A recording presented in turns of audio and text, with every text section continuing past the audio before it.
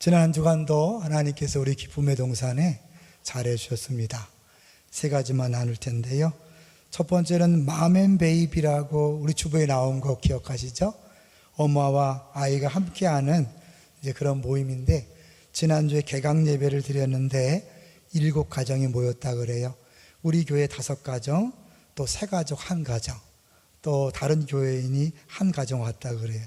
이걸 통해서도 3가족이 올 수 있다는 것이 너무 감사하고, 수고하신 분들에게 다시 한번 감사의 마음을 드립니다. 두 번째로는 이제 우리 지휘자 계속해서 모집하는데 어제 면접이 끝나고 아마 오늘 확정될 것 같고요. 이제 부목사님도 서류가 다 들어와서 한 주 동안 이제 우리 부목사님들과 또 당회에서 4분을 서류 심사할 겁니다. 4분을 면접하고 2분을 확정해서 설교를 듣고 그 중에 1분을 결정하게 될 것입니다. 굉장히 중요한 시간이 남아있는데 여러분들이 기도를 많이 해주셔서 꼭 필요한 분이 선정되도록 그렇게 해주시면 감사하겠습니다. 마지막으로 제 목이 좀 그렇죠. 근데 지금 굉장히 좋아진 겁니다. 지난 금요일 날은 도저히 목소리가 안 나와서 제가 찬양하고 기도를 부목사님 부탁하고 설교만 제가 했어요. 설교까지 부탁하기는 좀 너무 부담스러운 것 같아서 설교만 할 정도로 어려웠는데 주님께서 풀어주셨습니다. 가만히 생각해 보니까 오늘 농아인교회 30주년 기념 예배를 드리는데 우리 패밀리 3군데에서 후원하니까 저를 와서 설교해달라고 하더라고요.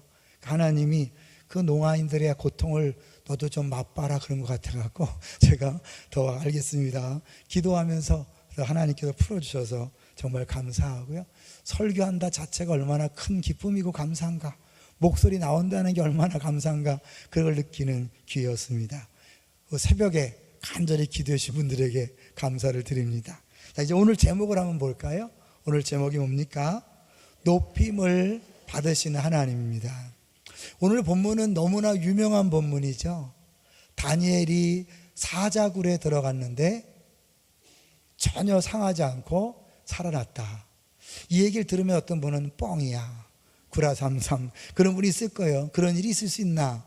네, 우리는 그건 당연한 기적으로 알고요. 오늘 제 말씀을 같이 묵상하면서 가장 중점적으로 생각한 내용은, 모든 성경은 사람에 관한 겁니까? 하나님에 관한 겁니까? 하나님에 관한 거죠. 그래서 우리가 다니엘을 본받자 그러면 약간은 성경에서 벗어날 위험성이 있어요. 물론 다니엘에 가는 길을 따라가는 거지만, 그럼 무조건 다니엘을 본받자 그러면 자칫하면 율법적 설교가 될 수 있고요. 오늘 우리 본문을 통해서 진짜 복음을 한번 접해봤으면 좋겠어요. 저도 설교를 준비하다가 팀켈러 목사님을 통해서 이 본문 안에 그런 분명한 복음이 있다는 걸 깨닫고요. 너무 감사했어요. 사실 우리들이 끊임없이 지금도 사자굴 속에 들어가고 있습니다. 어떤 사람은 풀무불 위험 속에 들어가고 있습니다. 물리적인 사자굴이 아니고 풀무불이 아닐지라도 누군가의 모함에 의해서, 누군가의 시기 질투에 의해서 곤란을 당하고 있다면 그건 또 다른 사자굴이고 또 다른 풀무불이 될 수 있습니다. 왜냐하면 오늘 본문의 주인공인 다니엘도 무슨 잘못 때문에 사자굴에 들어간 것이 아니라 그가 너무나 뛰어났기 때문에 시기 질투를 통하여 들어간 것이거든요. 인류는요, 범죄한 이후에 가장 분명히 드러나는 나쁜 감정이 있는데 뭘까요? 그게 질투예요. 가인과 아벨이 제사를 드렸는데 하나님이 아벨의 제사만 받은 것에 대하여 분노한 가인이 그 질투심 때문에 사랑하는 동생을 돌로 쳐 죽이는 어마어마한 죄를 저지른 것을 볼 수 있습니다. 그 이후로 인류 역사 계속해서 모든 역사의 핵심에는 질투가 있다는 것을 알 수 있죠. 교회는 어떨까요? 교회도 시기 질투가 너무나 많이 있습니다. 사실은 우리가 사회에서 예수 믿는 사람이 고통을 당하는 건 너무나 당연해요. 왜냐하면 예수님께서 예수 믿는 사람을 세상에 뭐라 그랬죠? 소금이다, 빛이다. 이 말은 뭐냐면 세상 속에 녹아들어야 되는 거예요. 세상 속에 깊이 들어가야 되는 거예요. 그런데 깊이 들어가기만 하면 안 되죠. 세상을 썩지 않도록 맛을 내게 하려면 세상과 달라야 돼요. 동의하시죠? 그럼 세상과 다르면 다른 것에 대하여 세상 사람들이 불편하게 느낍니다. 그리고 미워하고 왕따시키고 심지어는 모함을 해서 우리들을 어렵게 만드는 거죠. 그러니까 기독교는 기본적으로 세상에서 소금의 역할을 하다 보면 미움을 받을 수밖에 없고 핍박을 받을 수밖에 없는 겁니다. 당연히 우리가 어려움을 당할 때 당연하다고 생각해야 되는데 그 부분이 왜 하면 신앙생활이 어려워지는 거죠. 예수님도 나를 위하여 핍박을 받은 자는 복이 있다고 그랬습니다. 자, 그러면요, 우리는 서로 핍박받는 공동체예요. 우리 어떻게 될까요? 우리 안에서는 서로 위로하고 격려하고 도와줘서 세상에서요 소금과 빛의 역할을 감당할 때 당하는 어려움들을 이겨낼 수 있도록 해야 될 것입니다. 할렐루야. 자, 그러면 이제 먼저 이 다니엘이 어떻게 사자굴에 들어가는지를 잠깐 살펴보겠습니다. 우리 1절 볼까요? 1절.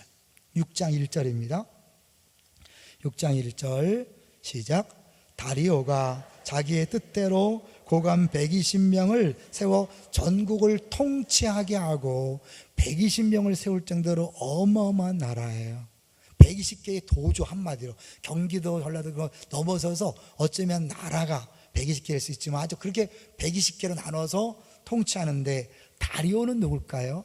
역사 공부를 하신 분들은 다리오라는 인물이 역사에 안 나와요. 그래서 성경이 가짜가 아닌가 그런 논의도 있었어요. 근데 이 다리오는 정확히 말하면 고레스 왕의 외삼촌입니다. 그 고레스는 어디 가고 다리오가 나오는가? 고레스는 계속해서 세계 정복을 계속 해나가고요, 임시로 다리오를, 자기 외삼촌 다리오를 바벨론 왕으로 세워두고 통치하게 한 거예요. 근데 이제 그 다리오도 120명을 살리를 세우고 그들 위에 총리 셋을 따라뒀어요. 2절을 볼까요? 2절 시작. 또 그들 위에 총리 셋을 두었으니 다니엘이 그 중에 하나이라. 이는 고관들로 총리에게 자기의 직무를 보고하게 하여 왕에게 손해가 없게 하려 함이었더라. 다니엘이 몇 살쯤 됐을까요? 아무리 젊어도 80이 넘은 거예요. 왜냐하면 최소 15살에 잡혀왔고 70년 바벨론 포로 생활이 끝난 때니까 아무리 안 돼도 80에서 85세 되는 그런 연로하신 분이, 인생은 70이요 강건하면 80이라고 하는 때에 80세니 이제 뭐예요? 거의 기진맥진하신 나이인데 하나님이 쓰십니다. 근데 이렇게 나이가 많으신데도 세 사람 중에 가장 뛰어났어요. 3절을 볼까요? 3절 시작. 다니엘은 마음이 민첩하여 총리들과 고관들 위에 뛰어남으로 왕이 그를 세워 전국을 다스리게 하고자 한지라. 전국을 다스리게 하고자 한지라. 그렇게 마음을 먹은 거죠. 셋 중에 너무 뛰어나니까 셋 중에서도 수석 총리로 삼으려고 하는 거죠. 여기서 이제 문제가 생기는 거예요. 사실은요, 사람들 안에는 다 질투심이 있기 때문에 자기보다 더 뛰어난 사람이 생기는 순간 작동하는 거예요. 그래서 C.S. 루이스란 분이 인간의 아주 기본 속성을 이렇게 표현했어요. 교만은 본래 경쟁적이라는 점을 분명히 해두고 싶다. 본질적으로 경쟁을 추구한다는 말이다. 인간은 끊임없이 경쟁을 추구한다는 거죠. 교만은 무언가를 소유하는 것만 가지고는 기뻐하지 않으며 옆 사람보다 더 많이 가져야 비로소 행복해 한다. 이게 문제예요. 아무리 많이 가져도 사람은 행복해하지 않고 옆 사람보다 더 많이 가져야 돼요. 내가 아무리 많이 가져도 조금 더 많이 가진 사람이 앞에 등장하면 견디질 못하는 거예요. 동의하시나요? 여러분, 먼 데 있는 사람이 아무리 많이 소용없어요. 내 옆에 가까운 사람이 많이 가지면 견딜 수 없는 거예요. 그래서요, 흔히 부유하고 똑똑하고 잘생기면 콧대가 높아진다고 말하지만 실상은 다르다. 남보다 더 풍요롭고 더 명석하며 더 훤칠해 보이는 데서 뿌듯함을 느낄 따름이다. 그러니까 늘 남들보다 더 잘 돼야 되니까 남이 더 잘 되는 건 견디지 못하는 거예요. 이 두 명의 총리가 다니엘이 더 잘 되는 걸 견딜 수 없어서 이제 뭐예요? 드디어 다른 사람을 세를 모아서 다니엘을 끌어내릴 계획을 세우는 거예요. 자, 그러면 다니엘은 어떻게 뛰어났을까요? 예수 믿는 사람이 세상에 소금이 될 때는요, 적당한 소금이 되면 안 되고 뛰어나야 돼요. 여기 3절을 보시면 다니엘은 마음이 민첩하다 그랬어요.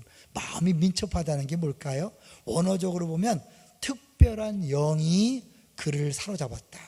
특별한 영이 함께한다. 뭘까요? 성령께서 함께 하셨기 때문에 이 다니엘이 뛰어날 수밖에 없죠. 여러분, 예수 믿는 사람은요, 기본적으로 믿지 않는 사람보다 더 뛰어날 수밖에 없습니다. 왜요?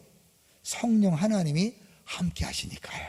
할렐루야. 네, 그러니까 다니엘이 뛰어나요. 근데 뛰어난 것만큼 위험해지는 거예요. 여러분, 세상에 성공을 바라지만 잘 될수록 각오하셔야 돼요. 반드시 시기 질투의 대상이 돼서 다니엘처럼 사자굴에 들어갈 수 있습니다. 이제 4절을 볼까요? 다니엘은 사실은요, 그렇게 높이 올라갔지만 아무 흠이 없었어요. 4절을 볼까요? 시작. 이에 총리들과 고관들이 국사에 대하여 다니엘을 고발할 근거를 찾고자 하였으나 아무 근거, 아무 허물도 찾지 못하였으니 이는 그가 충성되어 아무 그릇됨도 없고 아무 허물도 없음이었더라. 다니엘 뒷조사를요, 단순히 최근 1, 2년만 했겠어요? 거의 15세 정도의 바벨론에 와서 이제 그가 계속해서 높은 자리를 이렇게 했거든요. 그러니까 결국 그 높은 자리에 있다 보면 부정부패에 안 쌓일 수가 없잖아요. 우리나라가 이제 청문회 때문에 쩔쩔매서 국토 환경부 같은 데는 장관 후보들이 안 나온대요. 왜? 다 자기들이 다주택자고 다 부동산 투기를 했기 때문에 안 된다는 거예요. 그러니까 사실 높은 자리 힘 있는 사람들은 다 부정부패가 있기 마련이에요. 근데 다니엘이요? 전혀 없다는 거예요. 이런 면에서 우리가 다니엘을 본받자 불가능합니다. 우리는 다 흠이 있잖아요. 그 다니엘을 그냥 본받자가 아니라 복음을 통하여 예수 안에서 어떻게 다니엘이 간 길을 갈 수 있는가를 오늘 알려드릴 거예요. 자, 그들이 아무 흠이 없는데 5절을 볼까요? 그들이 결국 찾아낸 게 뭐냐면 5절이에요. 시작. 그들이 이르되 이 다니엘은 그 하나님의 율법에서 근거를 찾지 못하면 그를 고발할 수 없으리라 하고, 여기서 오늘 잠깐 이 다니엘을 통하여 신약의 그 누구를 바라보셔야 돼요. 누굴 바라보죠? 구약의 모든 것들은 예수 그리스도를 향한다 그랬죠. 아무 잘못이 없고 죄가 없음에도 불구하고 종교 지도자들에 의해서 십자가에 죽으신 분이 누굽니까? 예수님이죠. 예수님이 빌라도가 아무리 찾아도 죄가 없었어요. 그런데 종교 지도자들이 억지로 신성 모독죄, 성전 모독죄를 들어서 예수님을 재판에 세웠잖아요. 그 똑같은 모습을 보여주고 있다는 것은 뭐냐면 이 다니엘의 진짜 다니엘이 보여주는 진짜 다니엘이 있다는 것을 암시하는 거예요. 좀 더 볼게요. 자, 이제 그래서 결국 이들이 하나의 법을 만들죠. 법을 만드는데 무슨 법이에요? 한 달 동안 다른 신이나 왕에게 구하면 사자굴에 집어넣자는 법을 정하는 거예요. 이게 누구를 잡으려는 거예요?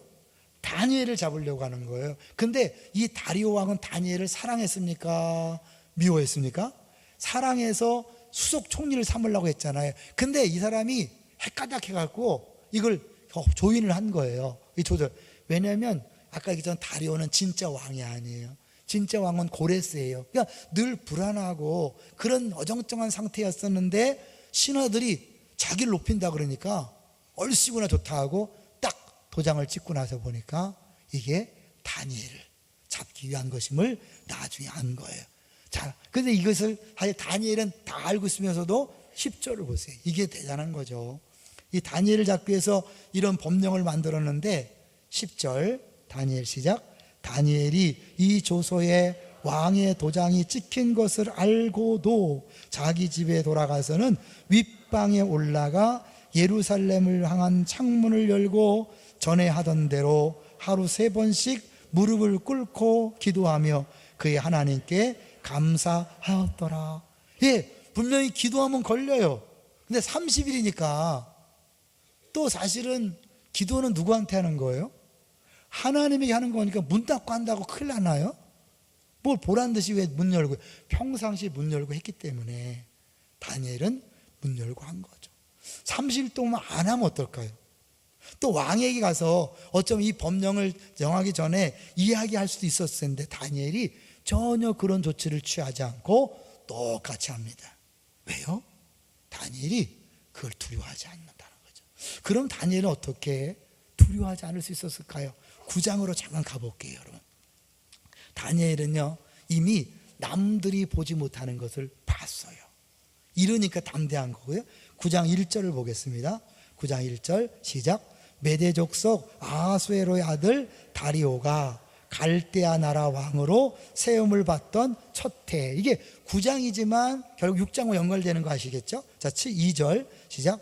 곧 그 통치 원년에 나 다니엘이 책을 통해 여호와께서 말씀으로 선지자 예레미야에게 알려주신 그 연수를 깨달았나니 곧 예루살렘의 황폐함이 70년 만에 그치리라 하신 것이니라. 절대로 망할 수 없을 것 같은 바벨론이 하룻밤 만에 무너져 버렸어요. 어떻게 하는지 아시죠? 벨사살이 겁대가리 없이 막 성전에서 가져온 기명을 가지고 1000명을 들여 술잔을 기울이다가 손가락이 나타나서 탁 메레메레 되게 우발하신 다음에 그날로 죽었어요. 바벨론이 누구도 상상할 수 없었던 그 멸망이 하룻밤새 이루어진 거예요. 그리고 새로운 제국이 들어섰을 때 다니엘이 깨달은 거예요. 성경을 통해 이거구나, 70년 만에 된다는 것이 이거구나 알았어요. 그러니까 3절 볼까요? 3절 시작. 내가 금식하며 베옷을 입고 죄를 덮어쓰고 주 하나님께 기도하며 간구하기를 결심하고, 이렇게 기도했을 때 하나님 분명한 응답을 주지 않았겠어요?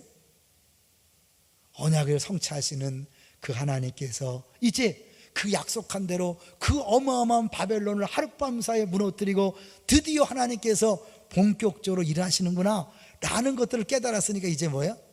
왕이 자기를 다 사자굴에 집어넣든 감옥에 가든 아무 상관이 없는 거예요. 왜? 이들이 모든 걸 결정하는 게 아니라 누가 있다고요? 하나님이 모든 걸 주관한다는 것을 아니까 니네 아무리 그래봐야 괜찮아. 그리고 뭐예요? 기도하는 거예요. 이런 담대함이 우리에게 있으시기를 주의 이름으로 축원합니다. 결국 그래서 그 기도한 것 때문에, 다른 게 아니에요, 그 기도한 것 때문에 그는 이제 사자굴에 들어갑니다. 14절을 볼까요? 왕이요, 이 다니엘을 어떻게 하면 그 사자굴에 안 넣으려고 애를 써요. 14절 시작.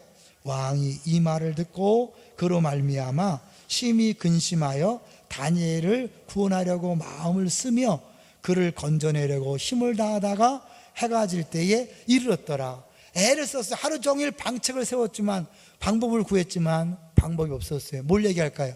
신처럼 떠받들어지는 그 왕도 구하지 못한 다니엘을 누가 구했어요? 하나님 구한 거죠.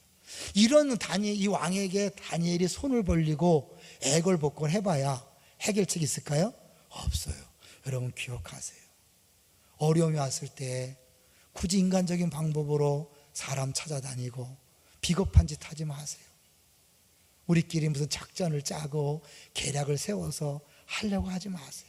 어려울수록 정도를 걸으세요. 왜냐하면 그 뒤에 하나님의 뜻이 있고 하나님 계획대로 이루어지니까요. 할렐루야. 그게 뭐예요? 이 다니엘은 그거 기도 안 하고 왕을 찾아가 봐야 해결책이 아니다, 근본 해결책이 아니다 알았기 때문에 안 했고, 기꺼이 뭐예요?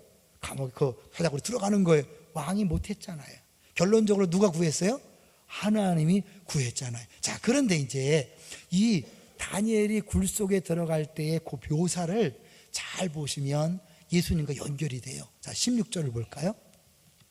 16절을 읽으면서 여러분 이제 16절 17절 읽으면서 예수님 한번 연상해 보세요. 16절 시작.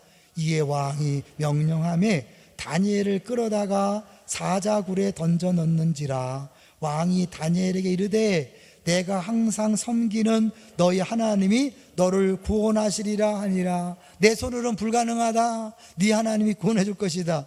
어떤 믿음인지 모르죠? 17절 시작. 이에 돌을 굴려다가 굴어기를 막음에 왕이 그의 도장과 귀족들의 도장으로 봉하였으니 이는 다니엘에 대한 조치를 고치지 못하게 하려 함이었더라. 돌을 굴려다가 굴어기를 막음에, 어디서 보던 표현 아니에요? 예수님을 무덤에 가두고 돌을 막았죠. 우연한 게 아니에요. 이 결국 다니엘이 사자굴에 들어간 것은 진정한 다니엘이 예시하는 진정한 다니엘인 예수 그리스도가 죽음을 당하신 것을 이야기하는 거예요. 그러면 그것과 사자는 어떤 의미가 있는가? 굉장한 거예요. 사실은 이 사자라는 게 성경에서 굉장한 의미가 있는데, 원래 그 사막에 샘이 넘쳐 흐르리라, 주님 다시 오시는 날 이루어지는 게 뭐예요? 독사굴에 어린 양 손 놓고 장난쳐도 물지 않는, 또 뭐예요? 사자들이 어린 양과 뛰노는. 이게 뭐냐면 결국 사자가 이 창조 질서가 깨어진 그 대표적인 그 부분이거든요. 그래서 예수님 재림할 때 다시 회복은 그 사자가 물지 않고 같이 노는 거죠. 이 다니엘이 80이 넓은 노인이에요. 젊은 다윗이 아니에요. 그러니까 어떻게 해요? 사자 앞에 꼼짝 못하는 존재지만 사자가 물지 않고 함께 밤새도록 평안하게 지냅니다. 오히려 바깥에 다리왕은 겁이 나서 두려워서 잠 못 자는데 사자굴에 있었던 다니엘은 쿨쿨, 물론 성경에는 없어요, 쿨쿨 잠이 듭니다. 편안히 잠이 들고 있습니다. 이 묘한 걸 보겠어요? 근데 결국 이 왜 사자인가? 사실 3장에 보면요, 3장에는 풀무불이 등장하죠. 그리고 6장에는 사자굴이에요. 똑같은 고난인데 똑같은 고난 속에 또 한 분이 등장해요. 풀무불에 3명을 놓는데 또 누가 있죠? 신들의 아들 같은 이가 보인다 그랬어요. 누구예요? 예수님이 그 풀무불에 함께 하십니다. 사자굴에 누가 왔다 그랬어요? 22절을 보니까 그의 천사를 보내어 사자 입을 봉하였다 그랬어요. 결국 예수님께서 오신 것인데, 신기한 것은 예수님 오셔서 풀무불에서 건져내 주신 게 아니에요. 사자굴에서 건져내신 게 아니에요. 여전히 풀무불 속이고 여전히 사자굴이에요. 그런데 거기에 누가 계신 거예요? 주님이 함께 하시는 거예요. 여기 신앙생활의 비밀입니다. 하나님께서 우리의 고난을 줄 때 여러분, 기도한다고 그 고난이 금방 사라지는 게 아니에요. 금방 사라질 고난이었다면 주지도 않았을 거예요. 필요해서 주신 고난이라면 그 고난을 감당하도록 주님이 함께 하시는 거예요. 믿습니까? 없어지는 게 아니에요. 사라지는 게 아니에요. 그러니까 여러분, 고난을 없애달라고 기도하지 마시고 고난을 잘 감당할 수 있도록 은혜 달라고 기도하셔야 돼요. 그래서 사자굴에서 건져내지 않고, 풀물이 건져내지 않고 주님이 거기와 함께 하셔서 감당케 하시는 거죠. 발자국 예화를 여러분 기억하실 거예요. 어떤 사람이 인생을 돌아보니까 어떤 때는 2사람의 발자국, 어떤 때는 1사람 발자국이 있었어요. 가만히 따져보니까 1사람 발자국 있을 때가 너무 힘들었던 때, 그래서 따졌다 그랬잖아요. 주님, 왜 내가 그렇게 힘들 때 혼자 놔두고 어디 가셨어요? 주님 뭐라고 대답했다 그러죠? 잘 아시죠? 얘야, 그 1사람의 발자국은 네 발자국이 아니라 내 발자국이다. 네가 힘들 때 내가 너를 업고 걸었다. 왜 눈물이 나는지 몰라요? 우리 성도들 지금 너무 힘들고 어려운 길을 가고 있는 분들이 있어요. 근데 그때 주님이 여러분을 업고 가고 있는 거예요. 내가 가는 것처럼 보이지만 주님이 업고 가시기에 감당이 되는 거예요. 옆에서 볼 때 도저히 감당이 안 될 만한 어려운 고난인데 어떻게 저렇게 잘 버티죠? 잘 가죠? 그건 그 사람의 힘이 아닌 거예요. 주님이 함께 하셔서 지금 이겨나게 하시는 거예요. 여러분의 과거를 돌이켜볼 때 정말 그때 정말 죽을 뻔했는데, 죽을 것 같았는데 어떻게 여기까지 왔죠? 주님이 그때마다 함께 하신 줄로 믿습니다. 그러므로 앞으로도 고난 중에 주님께서 풀무불에 함께 하신 것처럼, 이 사자굴에 함께 하신 것처럼 함께 하시는 거예요. 문제는 그것이 사라지는 게 아니라는 거예요. 하나님의 때까지는 그 안에 있어야 돼요. 그런데 왜 그렇게 할까요? 왜냐하면 그걸 통하여 하나님께서 영광을 받으시고 높임을 받으시기 위한 것이지요. 그 전에 이제 먼저요, 이 사자에 대해서 한번 아까 얘기했잖아요. 사자, 그렇다면 또 하나, 사자는 하나님의 공의의 상징이라는 거예요. 그래서 아모스서에 보면 아모스서에 하나님의 공의를 얘기할 때 하나님께서 이 부르짖는다 그랬을 때 그 부르짖는다는 단어가 사자가 으르렁거린다는 단어와 똑같은 단어를 써요. 그래서 성경에서 말하는 사자는 공의의 상징인데 시편 22편 13절에 보니까 내게 그 입을 벌림이 찢으며 부르짖는 사자 같으이다. 이건 제 얘기가 아니라 팀켈러 목사님이 한 거니까 믿어도 될 것 같아요. 저는요 그분을 설교를 이게 보면서 참 너무 대단하다는 생각이 들어요. 이 안에서 복음을 찾아내잖아요. 근데 이렇게 결국 사자 진정한 공의 앞에서 예수님이 진정한 단위로 사자 앞에 쓴 거예요. 여기서 뭐예요? 사자 입을 막았지만 궁극적인 그 최종적인 그런 해결책은 뭐예요? 막는 게 아니에요. 사자 자체를 없애는 거죠. 어떻게 해요? 예수님이 사자밥이 되어서 결국 뭐예요? 사자를 죽이는 거예요. 사자를 없애는 거예요. 그 예수님이 십자가에 죽으신 것은 뭐예요? 사망을 없애는 거잖아요. 본인이 죽으심으로 죄의 모든 짐을 담당하심으로 없애는 거예요. 제가 이거 생각나는 예화가 있더라고요.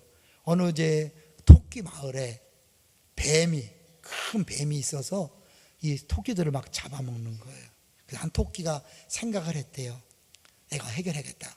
독초를 막 먹었대. 독초를 막 먹으니까 어떻게 해요? 어질어질한데 가서 뱀한테 야 나와. 그리고 이 자식이 겁대가리 없이 나 먹어.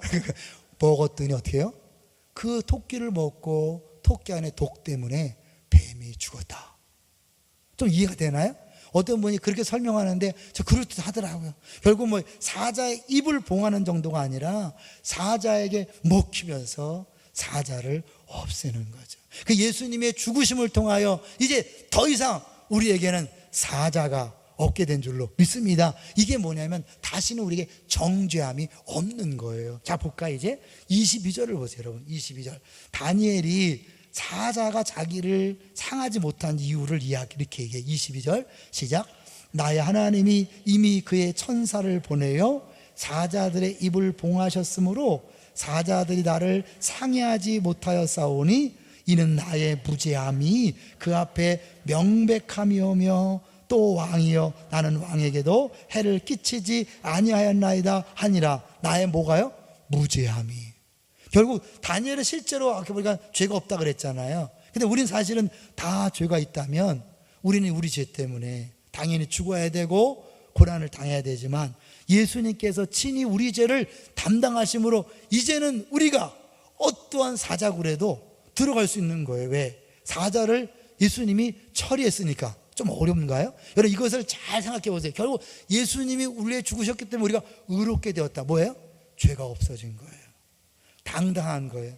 사람들이요 고난을 당할 때 힘들어하는 이유가 있어요. 우리 교인들 중에 몇몇 경우를 보면 그 고난도 어렵지만 더 힘든 건 사람들의 시선이에요. 때로는 자녀 때문에 힘들게 버티고 하지만 주변에서 부모가 어떻게 키웠길래 애들이 저러냐, 이런 소리가 듣기 싫어서 부모는 빨리 애가 돌아왔으면 좋잖아요. 부모가 잘못했으니까 애들이 저러지, 이런 소리를 듣기 싫은 것이 부모잖아요. 우리가 사실 애매하게 모함을 당하고 억울한 일을 당할 때 사람들은 그 일이 해결될 때까지는 뭔가 있겠지, 뭔가 잘못이 있겠지, 뭔가 허물이 있겠지, 이런 소리, 눈초리가 힘든 거잖아요. 교회 내에서도 여러분 힘든 게 뭐예요? 사람들이 뒷말하고 그러지만 내가 당당하면 괜찮잖아요. 그런데 내가 당당하지 못하니까 누가 한마디 하면 나 봉사 안 해, 나 시험 들었어, 나 앞장 안 설 거야. 이게 뭐예요? 끊임없이 그 소리에 자기가 흔들리는 거예요. 의롭다는 것, 무죄하다는 건 뭐예요? 이제 하나님이 나를 무죄하다고 선포했기 때문에 사람들이 뭐라고 말해도 나는 흔들리지 않는다, 신경 쓰지 않는다. 다니엘이라는 이름의 뜻이 하나님은 나의 심판자라는 뜻이에요. 뭘 얘기할까요? 바울이 얘기했잖아요. 하나님만이 나의 심판자이기 때문에 난 누구의 말도 신경 쓰지 않는다. 할렐루야. 여러분 우리 신앙생활 하면서 다른 사람의 시선과 평가와 말에 자유해지면 여러분 행복해질 수 있습니다.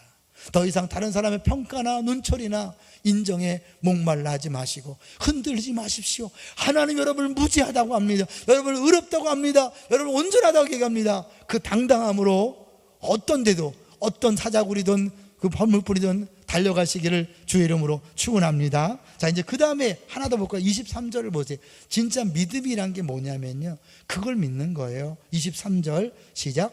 왕이 심히 기뻐서 명하여 다니엘을 굴에서 올리라매 그들이 다니엘을 굴에서 올린즉 그의 몸이 조금도 상하지 아니하였으니 이는 그가 자기 하나님을 믿음이었더라. 이 다니엘은 자기의 무죄함 때문에 사자가 자를 해하지 않았다 그랬어요. 이 저자는요, 설명하는 거예요. 성경 저자가 해석하는 거예요. 뭐예요? 그의 믿음 때문이었다. 믿음으로 그렇게 된다는 거 우리 알잖아요. 결국 우리에게 보여주는 메시지가 뭐겠어요? 결국 우리의 믿음으로 우리가 의롭게 되고 의롭게 되었으면 이제는 어떤 사자도 우리를 건드릴 수 없습니다. 세상 사람들이 우리를 사자굴에 집어넣는다 할지라도 두려워할 게 없습니다. 이 사자굴은 여러분 꼭 사자굴이 아니잖아요. 내가 모함을 당하고 저 사람들의 그 비난을 당해서 그거 억울함이 풀려지기 전까지 사람들의 이상한 눈초리, 이상한 분위기, 그 모든 것들이 다 사자굴일 수 있어요. 여러분이 힘들어하는 모든 것이 사자굴일 수 있어요. 그런데 그걸 당당하게 맞설 수 있는 건 뭡니까? 하나님이 나를 무죄하다 하시고 나를 판단하시는데 나는 온전하다, 의인이다. 그러므로 너희들이 어떤 눈으로 봐도 어떤 말을 해도 나는 흔들리지 않는다. 그러면 여러분 자녀가 쉽게 돌아오지 않아도 버틸 수 있어요. 남편이 아내가 빨리 돌아오지 않아도 괜찮아요. 병이 빨리 낫지 않아도 괜찮아요. 가난이 계속돼도 괜찮아요. 왜요? 하나님이 나를 아시는데. 그래서 다리오의 고백이 중요해요. 이 과정을 통하여 다리오가 뭐라고 고백하나 보세요. 20절을 보겠습니다. 다리오의 고백을 봅니다. 20절 시작. 다니엘이 든 굴에 가까이 이르러서 슬피 소리질러 다니엘에게 묻되 살아계시는 하나님의 종 다니엘아, 내가 항상 섬기는 내 하나님이 사자들에게서 능히 너를 구원하셨느냐 하느냐. 뭐라 그래? 하나님을요? 살아계신 하나님이다. 26절에도 한 번 더 얘기하죠. 26절을 볼까요? 시작. 내가 이제 조소를 내리노라. 내 나라 관할 아래에 있는 사람들은 다 다니엘의 하나님 앞에서 떨며 두려워할지니 그는 살아계시는 하나님이시요 영원히 변하지 않으실 이시며 그의 나라는 멸망하지 아니할 것이요 그의 권세는 무궁할 것이다. 단순히 다리오 개인이 아니라 다리오가 다스리는 그 120개 도의 모든 백성들, 전 세계의 모든 백성들이 다 하나님을 섬겨야 된다고 그렇게 선포하는 거죠. 하나님 우리를 고난 속에 집어넣을 때 고난이 다가 아닙니다. 그 고난을 통하여 주님이 일하고 계십니다. 우리가 고난을 버티고 고난을 이겨내는 모습을 통하여 야, 당신이 믿는 하나님은 진짜군요. 진짜 살아계시군요. 이 살아계시다는 게 왜 중요하냐면요, 예수님이 제자들에게 물었잖아요. 너희들은 나를 누구라 하느냐? 주는 그리스도시요 살아계신 하나님의 아들입니다. 하나님에게 가장 확실한 믿음의 표현이 뭐냐면 살아계신 하나님을 믿는 거예요. 살아계시다는 게 뭐예요? 어떤 사람이 그렇게 말했잖아요. 시퍼렇게 살아있다. 다 보고 있고 다 듣고 있고 다 알고 있고, 그리고 가만히 계시지 않잖아요. 직접 전 세계 역사를 주관하고 있잖아요. 70년 만에 포로에서 돌아올 것이라고 약속했고, 정말 멸망할지 같지 않았던 바벨론이 멸망하고 새로운 제국이 세워지면서 이제 하나님 일하심을 분명히 봤기 때문에 다니엘은 뭐예요? 사자굴에 뚜벅뚜벅 들어가면서 두려워하지 않는 거예요. 왜? 사람들이 날 사자굴에 집어넣는 것이 아니다. 하나님이 계신다. 하나님이 알고 있다. 그래서 억울하고 힘들지만 두려워하지 않고 부끄러워하지 않고 걸어갈 수 있는 거예요. 그 사이에 주님이 이제 우리가 힘들고 어려움을 하시기 때문에 뭐예요? 같이 풀무불 속에 들어와 계시고 사자굴 속에 들어와 계셔서 함께 하는 거죠. 사망의 음침한 골짜기를 지날지라도 내가 해를 두려워하지 않는다 그랬어요. 왜 목자는 사망의 음침한 골짜기를 지나게 할까요? 다 많이 들었어요? 또 다른 풀밭을 가기 위해서는 그렇지만 또 하나 중요한 사실이 있어요. 사망의 음침한 골짜기를 지나간 다음에 원수의 목전에서 내게 상을 베푸신다. 이게 무슨 표현일까? 원수의 목전에서 밥상을 피는 거예요. 양은 겁이 많아서 맹수가 노려보고 있으면 풀을 못 뜯어요. 불안해요. 그런데 사망의 음침한 골짜기 고난을 겪으면서 주의 막대기가 함께 하심을 경험하면서 그의 마음속에 담대함이 생기니까 원수가 쳐다봐도, 원수가 노려봐도 그 앞에서 여유 있게 풀을 뜯어먹을 수 있는 거예요. 고난이 오기 전에는 조금만 어려움이 있어도 깜짝깜짝 놀라고 두려워하고 큰일 났네 정신이 없어지지만, 이 고난 속에 주님이 풀무불과 함께 하셨고 사자굴 속에 함께 하신 것을 경험하고 나면 이제는 뭐예요? 아무것도 두려울 게 없는 거죠. 염려할 게 없는 거죠. 오면 와라. 그래, 내가 풀무불 가지, 내가 사자굴 들어가지. 그런데 하나님이 다 알고 계시기 때문에 하나님이 절대로 우리를 그냥 두지 않습니다. 더구나 뭐 예수님이 사자 앞에서 사자의 먹이가 되므로 이제 모든 죽음의 문제, 죄의 문제, 부정의 문제를 해결했기 때문에 나는 더 이상 내 잘못 때문에, 죄 때문에 심판당하거나 징계를 당하거나 어려움을 당할 위험이 없음을 믿습니다. 예수님이 채찍에 맞음으로 나음을 입었습니다. 예수님이 가난해지심으로 우리가 부유케 되었습니다. 이 모두 적용되는 거예요. 인생의 어떤 문제도 이미 예수님께서 십자가상에서 고난당하며 해결했기 때문에 와라, 이제 나에게 그 아무것도 문제가 되지 않는다. 목사가 너무 큰 소리 빵빵 치나요?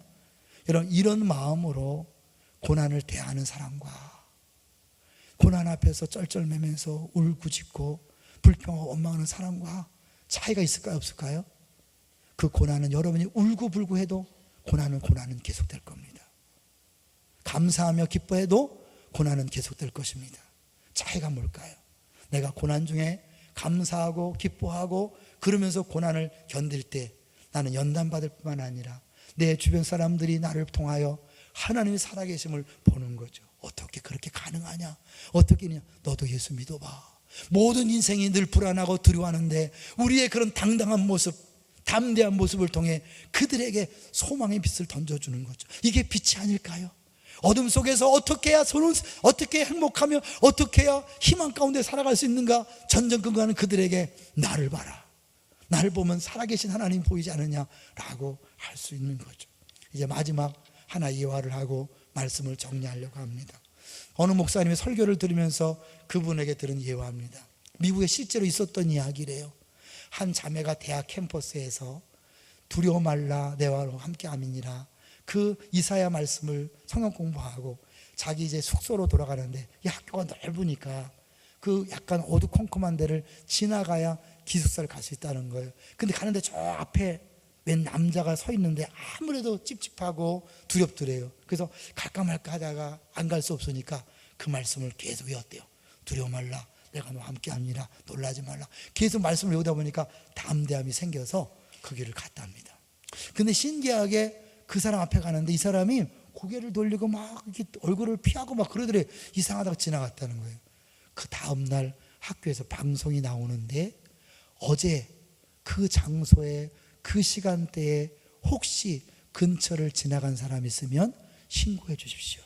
왜냐하면 그 시간에 강도 살인 사건이 벌어졌습니다. 그래서 이 자매가 자기가 지나간 그 시간인 줄 알아서 신고를 한 거예요. 그러면서 인상착의에 대해서 이야기해줘서 그 사람이 잡혔어요. 잡힌 다음에 이 자매가 궁금해서 좀 물어달라 그랬대요. 왜 내가 지나갈 때 그렇게 고개를 숙이고 그렇게 했느냐? 그랬더니 이 범인이 이야기하기를 이제 이 자매를 첫 번째 목표 대상으로 삼고 이제 강도하고 살인하려고 하는데 여자 자매가 오는데 그 뒤에 덩치 큰 보디가드 셋이 따라오더라는 거예요. 와, 얼마나 부자길래 3명씩 데리고 다니냐. 그래갖고 그 보디가들이 무서워서 자기가 얼굴이 들킬까봐 이렇게 피했다는 거예요. 그리고 나서 그 다음에 걸어오는 여자아이를 목표 삼아서 강산했다는 거예요. 여러분, 뭘 얘기합니까? 하나님께서 늘 우리와 동행하십니다. 때로는 눈에 보이는 모습으로 함께 하시지만 나는 모르고 지나가지만 내 뒤에 보디가드가 따라붙는 것처럼 주님께서 함께 하심으로 어느 누구도 여러분을 해할 수 없습니다. 예수님이 여러분을 위하여 이미 모든 고난을 당하셨기 때문에 어찌할 수 없습니다. 그런 담대함으로 여러분, 누가 무슨 말을 하고 어떻게 음모를 꾸미고 어떻게 여러분을 작전을 짜서 사자굴에 집어넣고 불문에 들어가도 걱정하지 마세요. 주님께서 그걸 허용했다면 거기에 분명한 계획이 있습니다. 들어가세요. 거 들어가서 하나님이 함께 하심을 경험하시고 나와서 하나님이 살아계시다는 걸 만방에 증거하는 간증의 모델, 축복의 모델 다 되시기를 주의 이름으로 축원합니다.